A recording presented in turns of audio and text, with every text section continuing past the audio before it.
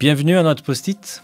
Est-ce que dans ton entourage, tu as déjà entendu comment les gens de l'église s'appellent entre eux? Est-ce que tu sais qu'il y a des petits noms qu'on dit à l'église les uns aux autres? Alors si cela t'intéresse, il faut vraiment écouter ce post-it jusqu'à la fin. Aujourd'hui, on va lire chez Matthieu, chapitre 23, et le verset 8. Il nous dit comme ça. « Mais vous, ne vous faites pas appeler maître, car un seul est votre maître, c'est le Christ. Et vous êtes tous frères. » Oh mon frère, ma sœur, c'est des mots qu'on a toujours entendus à l'église. D'ailleurs, ma maman est connue partout comme sœur Amélia. Beaucoup de personnes ne font même pas la connexion qu'en fait sœur, c'est pas son prénom. Et pourquoi les chrétiens, ils ont choisi d'utiliser ce type d'appellation? D'appeler les personnes qui partagent la même foi ou la même église des frères et des sœurs. En fait, parce que Jésus nous a commandé.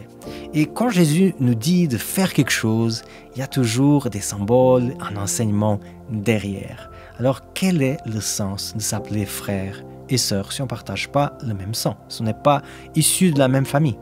Alors, première chose déjà, c'est que Jésus avait un projet d'égalité pour tout le monde. Il n'aimerait pas qu'on puisse avoir des hiérarchies entre nous. Alors, entre frères et sœurs, souvent, il n'y a pas vraiment une hiérarchie. C'est vrai, il peut y avoir le frère aîné qui peut-être a une parole à dire, mais devant le père et la mère, ils sont tous pareils.